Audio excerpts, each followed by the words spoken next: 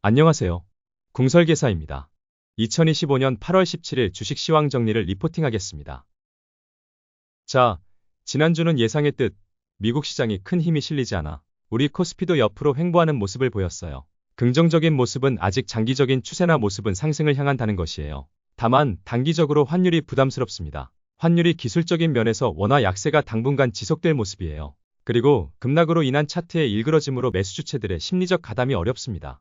미국이 9월 금리 인하 기대로 다소 상승하는 모습이지만 후속으로 소비자, 물가 등 다소 양호한 흐름이 이어져 9월 인하의 기대를 다소 누르는 모양새가 나왔어요. 그래서 미국 시장 역시 오르다가 꺾이는 모습을 보였습니다. 그리고 심리적 지지를 나타내는 데이터도 미국 시장이 단기 조정이 필요한 시점이라는 거 어필하고 있어요. 한마디로 이번 주 시장은 호재 없이 급상승은 힘든 시장이고 숨고르기가 필요한 시장이라고 할 수 있어요. 그리고 9월 금리 인하 이슈가 현실화되면 유동성 장세를 기대할 수는 있습니다.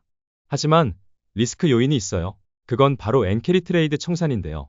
값싼 엔화를 대여하여 다른 통화나 여러 투자처에 투자하던 유동성이 갑자기 청산하게 되면 금융시장의 급락을 유도하게 되겠죠. 이런 현상이 미국 금리 인하로 인해 나타날 수 있어요.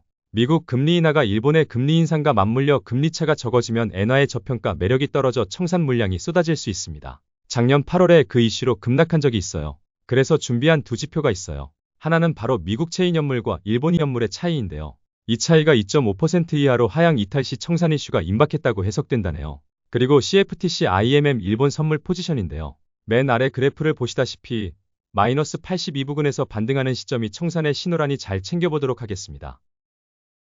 이번에는 주요 상승업종 순위와 하락업종 순위를 알아볼게요. 주요 상승업종으로는 대북 관련주가 가장 좋은 흐름을 보였고요.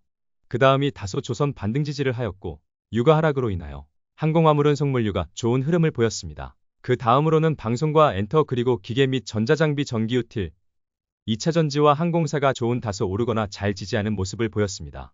다음은 하락업종을 살펴보겠습니다. 비철금속 부분과 우주항 공급망이 많이 조정을 겪고 지지하는 모습을 보며 가장 조정을 보이는 모습을 보였고요. 구리와 화장품, 반도체 유통과 러시아, 우크라이나 전쟁 제재로 에너지 가격 하락으로 인한 석유 가스주가 조정을 겪었어요.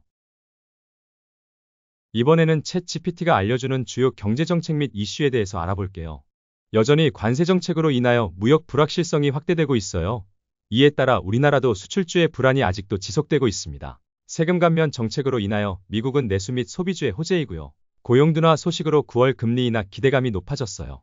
이로 인해서 유동성 장세가 기대되면서 미국과 우리 시장에 다소 매수세가 들어오는 모습도 있었습니다. 하지만 CPI 발표로 관세 효과 때문인지는 확인이 아직은 되지 않지만 다소 실망적인 높은 수치가 나오는 바람에 스태그플레이션, 즉 경기는 둔화되지만 물가가 상승하는 현상에 대한 우려가 생기면서 막판에 시장에 힘이 흐려지는 효과를 가져왔습니다.